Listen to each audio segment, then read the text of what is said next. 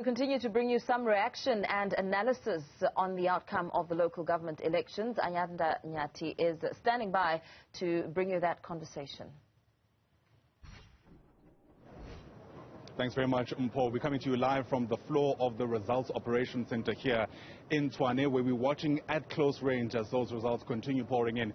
If you've just woken up, the expectation by now is that the IEC would have given us at least 90% of the total vote count. Last time I checked, I'll do one more check for you, we're currently still at 58%. It's been that way for the past couple of hours. But that hasn't stopped many scenario builders, for lack of a better term, coming up with different permutations and combinations of what the outcome of this election might actually look like. In fact, the speculation converging around the idea that the ANC will not be able to get that psychological 50% of national support. What do we attribute this to? And of course, what does it mean for you and I, at least insofar as how much governance will actually take place?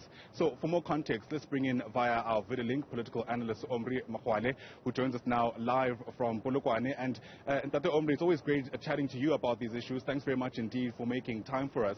So, I mean, here we are in a context where the ANC is very much unlikely to get that 50%. Many people might say that they haven't seen it coming, but I wonder as a start if you can get us a sense of what we should attribute this to.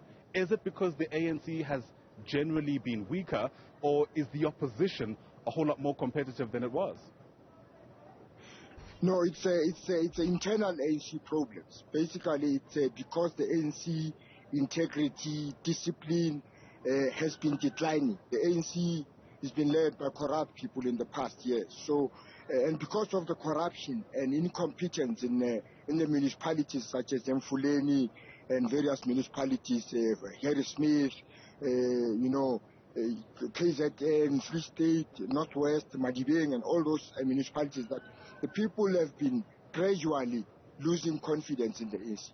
So, but the election basically is still for the ANC to lose.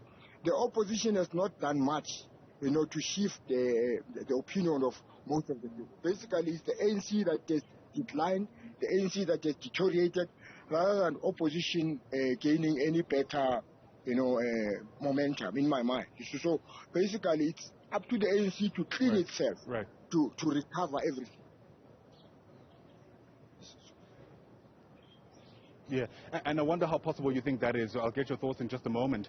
Yesterday, so much of the conversation was around this idea of a low voter turnout. Today, it appears a lot of the discussions are going to be centered around the horse trading that inevitably needs to take place moving forward. I mean, as far as you're concerned, is it a far-gone conclusion that those horse trading talks must get underway? Because quite frankly, we're headed for a whole lot more coalition governments than we've ever seen before. Yes, I think we'll wait until all the results have been announced and completed, and then the horse trading will really effectively start by then. But it's obvious that in some of these municipalities, the ANC won't get 50%. And if it doesn't get 50% in any municipality, it means that it will be a coalition in that municipality. Whoever comes to, coalition, we don't know at the moment. So it's up to how these parties will think about it. Some might want to remove the ANC completely, make a coalition of 3 or 4 parties.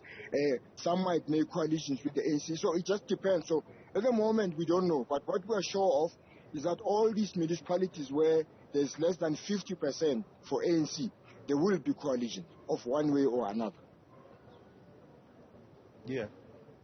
The parties want us to believe that they get into coalitions with organizations that share an ideological standpoint, so to speak. However, many people will tell you that coalitions are also marriages of convenience. With that in mind, have you come any closer to drawing the lines of demarcation around who is likely to work with who? Yeah, my own guess is that the ANC will, in some municipalities, get these very small parties, to work with, promise them, the positions in the council and all that. And some of these small parties, the leaders might agree to that, because they will, if you are part of the running of the municipality with one ward councillor, you would go for that. I think that's what they will do. You see, my view is that the ANC will try and cut.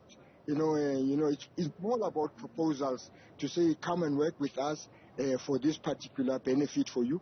But in terms of ideological, coherence, I doubt, because at the moment you have dipolar parties. You have the EFF and Freedom Fund plans on the far right and far left.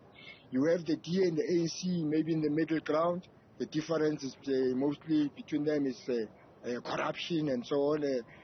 So I really doubt what the factions will be more about convenience in my mind. I mean, the coalitions will be more about convenience for most of these people rather than to serve the people of South Africa. My concern, my wish would have been to have coalitions that will agree on service to the communities, service to the people, rather than for their own ideological or beneficial. So it should be service to the people that is priority. But I know it's not going to be like that for most of these parties.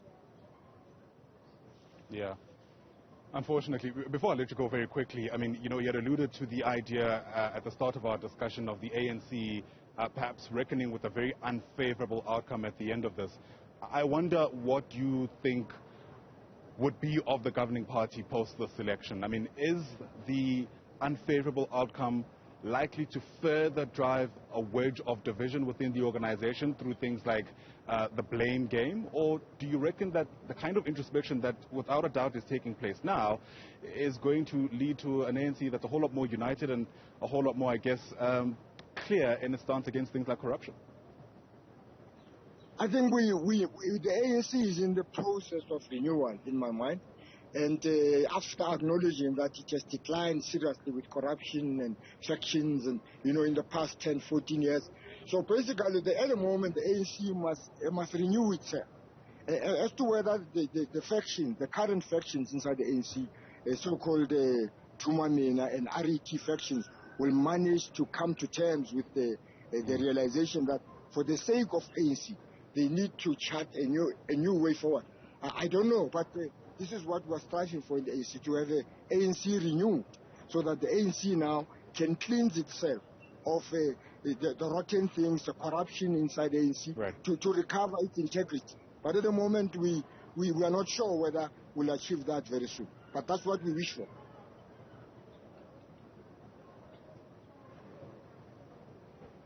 All right. Thank you very much. Unfortunately, apologies for interrupting you there. That's where we're going to have to leave it.